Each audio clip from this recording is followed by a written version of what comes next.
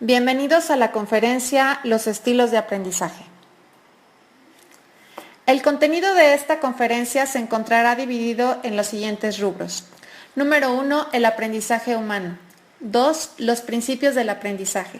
3, los estilos de aprendizaje y algunas definiciones. Y número 4, diferentes concepciones sobre los estilos de aprendizaje.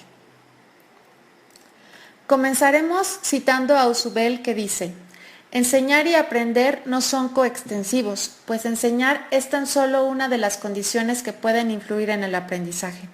Así pues, los alumnos pueden aprender también sin ser enseñados, esto es, enseñándose a sí mismos. Y ni siquiera, aun cuando la competencia del maestro está fuera de duda, se logrará forzosamente el aprendizaje. Si los alumnos son desatentos, están faltos de motivación o impreparados cognitivamente. Ahora bien, explicar cómo se produce el aprendizaje humano es una empresa difícil, debido a que se trata de un fenómeno muy complejo que hasta hoy día, o al menos, no ha sido explicado por una sola posición teórica capaz de integrar sus múltiples aspectos. Existen diferencias entre las personas a la hora de aprender. Los individuos diferimos en nuestra habilidad general, aptitudes y preferencias para procesar información, construir significados y aplicarlos a nuevas situaciones. Las personas tienen diferentes formas de aprender, diferentes formas de percibir, codificar y almacenar la información. Según Alonso, existen 12 principios de aprendizaje. Analicemos las características de cada uno. Ley de la intensidad. Se dice que es a través de una experiencia fuerte y dramática, en la cual se aprende mejor que con una experiencia débil. La ley del efecto, a su vez, dice que toda persona tiende a repetir las conductas satisfactorias y a evitar las desagradables. En la ley de la prioridad, las primeras impresiones tienden a ser más duraderas. La ley de la transferencia dice que un determinado aprendizaje es extrapolable o ampliable a nuevos aprendizajes análogos o bien parecidos. En la ley de la novedad, todo acontecimiento o conocimiento novedoso e insólito se aprende mejor de lo que sea rutinario o aburrido. En la ley de la resistencia al cambio, los aprendizajes que implican cambios en la organización de la propia personalidad son percibidos como amenazantes y son difíciles de consolidar. A diferencia de la ley de la pluralidad, en la que el aprendizaje es más consistente y amplio y duradero cuando más sentidos, por decir vista, oído, tacto, etc., estén involucrados en el proceso de aprender. En cuanto a la ley del ejercicio, se dice que cuanto más se practica y repite lo aprendido, tanto más se va a arraigar el conocimiento del aprendizaje. En la ley del desuso se dice que un aprendizaje no evocado o utilizado en mucho tiempo puede llegar a la extinción. Otro de los principios que señala es el de la motivación, el cual dice que sería ideal que el propio sujeto marcara sus objetivos de aprendizaje, que se respondieran a sus necesidades propias. Einstein observó que los avances reales en el conocimiento se dan en personas que hacen lo que les gusta hacer. Otro de los principios también considerados es el de la autoestima, ya que se ha comprobado que existe una mayor asimilación cuando se tiene un elevado concepto de las propias capacidades. Por último, la participación intensa y activa de todos y cada uno de ellos. En la participación activa, el proceso de aprendizaje se redunda en una asimilación más rápida y duradera. Iniciemos con el tema los estilos de aprendizaje. En la fase del proceso de enseñanza-aprendizaje intervienen muchas variables que nos hacen reflexionar sobre las labores cotidianas en los centros y en los docentes. Uno de estos interrogantes es conocer el estilo del aprendizaje del alumnado para poder así incidir y ayudar en el proceso educativo. Según Álvarez Méndez, menciona que la manera en la que el sujeto aprende es más importante que aquello que aprende porque facilita el aprendizaje y capacita al sujeto para seguir aprendiendo permanentemente, conscientes del modo en el que se aprende y se descubre posteriormente la forma de ayudarle. Para definir los estilos de aprendizaje citaremos diferentes autores. Kidd señala que los estilos de aprendizaje son comportamientos cognitivos, afectivos y psicológicos característicos del individuo y que sirven como indicadores relativamente estables de la manera en que los aprendices perciben, integran y responden en ambiente de aprendizaje. Señala Kolff que algunas capacidades de aprender se destacan por encima de otras por consecuencia de factores hereditarios, experiencias previas y exigencias del ambiente actual. Por último, Garza y Leventhal señalan que los estilos suelen ser predecibles, pues definen la forma de adquirir conocimientos, la estabilidad y madurez de una persona. Mencionan que los patrones de comportamiento diario pueden ser un reflejo de los procesos de pensamiento que están influidos por la personalidad. Para empezar a trabajar con los estilos de aprendizaje, necesitamos aceptar que nuestros estudiantes son únicos en todos los sentidos. Al reconocer estas diferencias, confiaremos en que todos los alumnos pueden aprender. Veamos ahora diferentes concepciones acerca de cómo nuestros estudiantes aprenden. Estas son la programación neurolingüística, el modelo de hemisferios cerebrales, la teoría de las inteligencias múltiples, el modelo Kolff y el modelo de Joni Alonso. Veamos cada una de ellas. La programación neurolingüística, por sus siglas PNL de O'Connor, señala que el aprendizaje parte de una recepción de información, de donde vamos a seleccionar únicamente una parte. La preferencia está relacionada con los sentidos que captan, interpretan y memorizan. Cuando analizamos cómo seleccionamos la información, podemos distinguir entre alumnos visuales, auditivos y kinestésicos. Veamos las características de estos tres. Visual o icónico. Se aprende mejor de lo que ve. En este tipo de aprendizaje se piensa en imágenes, con lo cual se puede traer mucha información a la vez. Existe un predominio de la memoria visual y se facilita el pensamiento especial. El auditivo o simbólico aprende mejor lo que escucha. En este tipo de aprendizaje se recuerda de manera secuencial y ordenada. Existe facilidad para usar el canal auditivo y se favorece el pensamiento verbal y simbólico. Es fundamental para idiomas y música. Por último, el cinético o kinestésico aprende mejor cuando se hace. Aprende asociando sensaciones, emociones y movimientos. Es propio del pensamiento motor. Aprender utilizando el sistema sinestésico es lento, requiere más tiempo, pero el aprendizaje es más profundo. Prefieren las simulaciones, las dramatizaciones o los laboratorios. Veamos el modelo de hemisferios cerebrales. Se divide en el hemisferio cerebral izquierdo y en el hemisferio cerebral derecho.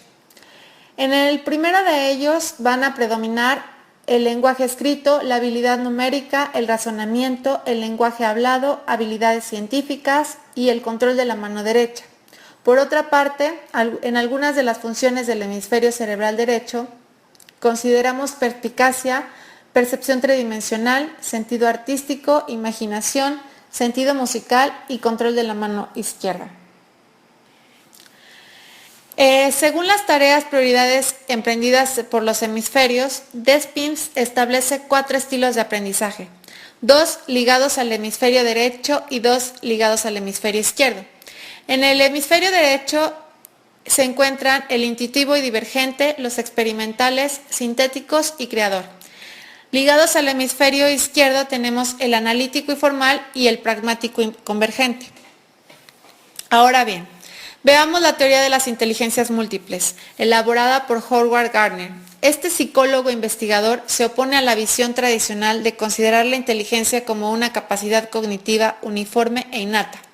Para Gardner, la inteligencia no se limita, como tradicionalmente se pensaba, a la capacidad de razonamiento lógico o a la manipulación de palabras o números, sino que dice que esta inteligencia constituye la habilidad para resolver problemas y elaborar productos valiosos. Para Gardner, todos los individuos poseen, en grado ya sea mayor o menor y con diferentes combinaciones, por lo menos de 8 inteligencias diferentes. Veamos cada una de estas inteligencias. Inteligencia lógica matemática. Permite utilizar y apreciar relaciones abstractas. Tiene en cuenta los aspectos matemáticos y numéricos de un contenido, estadísticas o procesos de razonamiento deductivo. Esta inteligencia la utilizamos para resolver problemas de lógica y matemáticas. es la que tienen los científicos y en esta se corresponde con el modo de pensamiento del hemisferio lógico y con lo que nuestra cultura ha considerado siempre como la única inteligencia.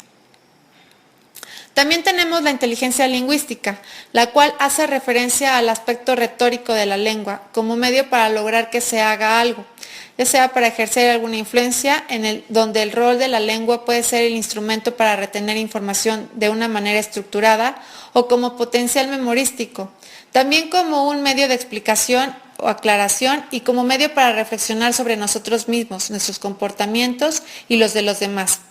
Este tipo de inteligencia la comparten los escritores, los poetas y los buenos redactores. Se utilizan ambos hemisferios en la inteligencia lingüística. En la inteligencia espacial se refieren a aspectos vinculados con lo sensorial. Se puede percibir información ya sea visual o espacial, transformar esta información y representar imágenes visuales de la memoria y se forma un modelo mental del mundo en 3 dimensiones. Esta inteligencia es la que tienen los marineros, los ingenieros, los cirujanos, los escultores, los arquitectos o los decoradores. Inteligencia musical. Este permite la creación, comunicación y comprensión del significado de los sonidos. Es naturalmente la de los cantantes, los compositores, músicos o bailarines. Inteligencia corporal o kinestésica. Esta inteligencia permite utilizar el cuerpo o partes de él para crear actividades y producciones o para resolver problemas. Es la inteligencia de los deportistas, los artesanos, los cirujanos o los bailarines. Inteligencia intrapersonal. Ayuda a los individuos a poder distinguir sus propios sentimientos, construir una buena autoimagen y que esto posteriormente ayude a tomar decisiones en su vida. Este tipo de inteligencia nos permite entendernos a nosotros mismos. No se encuentra asociada a ninguna actividad concreta. 7. Inteligencia interpersonal. Nos va a permitir entender a los demás y poder distinguir los sentimientos y las intenciones de los otros. La solemos encontrar en los buenos vendedores, en los políticos, en los profesores o en los terapeutas. La inteligencia intrapersonal y la interpersonal conforman la inteligencia emocional y juntas van a determinar nuestra capacidad de dirigir nuestra propia vida de manera satisfactoria. Por último, la inteligencia naturalista. Esta la podemos utilizar cuando observamos y estudiamos la naturaleza. Permite distinguir, clasificar y usar elementos del medio ambiente. Cabe destacar que según esta teoría, la combinación personal de inteligencias determina el estilo de aprendizaje del individuo. Continuando, veamos el modelo de Kolb. Kolb considera que existen 4 capacidades diametralmente opuestas y cuando aprendemos hay que elegir entre ellas. Estas capacidades son experiencia concreta, o EC por sus siglas, la cual supone la implicación del sujeto en alguna actividad dinámica, es decir, en experiencias específicas que requieren el uso de los sentidos o activar determinados sentimientos, emociones. La observación reflexiva, OR, observación cuidadosa de las situaciones o de la información desde diferentes perspectivas. En esta, los sujetos que prefieren este modo de aprendizaje buscan el significado de las cosas a las que se refiere la actividad y sus implicaciones. La siguiente capacidad es la conceptualización abstracta, o AC. Enfatiza el uso del pensamiento como principal herramienta de aprendizaje, la lógica y las generalizaciones. Son sujetos que prefieren formular hipótesis para ayudar a internalizar e integrar las experiencias. Por último, la experiencia activa, UEA, que enfatiza la práctica como principal recurso de aprendizaje. Está relacionada con el aprender haciendo. A partir de aquí, la experiencia es aprendida o aprehendida, acomodándose el conocimiento y se reinicia el ciclo con una nueva o reformulada experiencia. En el modelo de Kolb, el estilo divergente enfatiza la EC y la OR. Generalmente corresponde a estudiantes motivados para hacer descubrimientos, saber el porqué de las situaciones, de las cosas y de los fenómenos. Los sujetos son creativos que poseen amplios intereses culturales y que prefieren la información presentada de forma detallada, sistemática y con posibilidad de discutir sobre ella. Su punto fuerte se encuentra en la imaginación.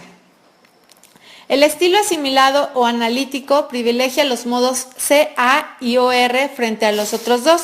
Se trata del estilo más formalmente abstracto. En esta, los estudiantes con este estilo de aprendizaje prefieren una información bien organizada, no les gusta explorar algo fortuitamente, son organizadores y tratan los datos de forma lógica y concisa. Aprenden teorías, leyes, generalizaciones y se preocupan poco de la aplicación de las mismas. El estilo convergente enfatiza los modos CA y EA. Los estudiantes con este estilo prefieren encontrar el uso práctico de las teorías y de las ideas para solucionar los problemas. Prefieren trabajar con objetos y con problemas técnicos en vez de estar trabajando con situaciones sociales e interpersonales. Por último, el estilo acomodador privilegia los modos EC y EA. En esta, los alumnos procuran buscar el significado a las experiencias de aprendizaje, disfrutando en llevar a cabo planes que impliquen nuevas experiencias. Generalmente resuelven los problemas de forma intuitiva, más por tentativa que por error y por capacidad analítica. Por último, veamos el modelo de Honey Alonso. El proceso de aprendizaje se va a dividir en 4 etapas. El estilo activo, que es en el cual se vive la experiencia, se reúne la información. El estilo reflexivo o análisis de la documentación, también la reflexión. El estilo teórico, en el cual se elaboran hipótesis y es una generalización. Se estructura y sintetiza la información recabada. Y por último, el estilo pragmático, que es de aplicación. Aplicar la información eligiendo un instrumento, una muestra, un método y llevarlo a la práctica. Veamos algunas de las características de cada uno de los cuadrantes. Activo, animador, improvisador, descubridor, arriesgado y espontáneo. Reflexivo, ponderado, concienzudo, receptivo, analítico y exhaustivo. Características del cuadrante teórico: metódico, lógico, objetivo, crítico, estructurado. Y finalmente en el pragmático, experimentador, práctico, directo, eficaz y sobre todo realista. Ahora bien, ¿cómo aprenden las nuevas generaciones? Los estudiantes de hoy piensan y procesan la información de modo significativamente distinto a sus predecesores. Esto no es un hábito coyuntural, sino que está llamado a prolongarse en el tiempo. No se interrumpe, sino que más bien se acrecienta. La destreza de los estudiantes de hoy en el manejo y utilización de la tecnología es superior a la de sus profesores y educadores. Entonces, ¿podemos hablar de nuevos estilos de aprendizaje? Pues bien, eso lo veremos en la próxima conferencia. Muchas gracias.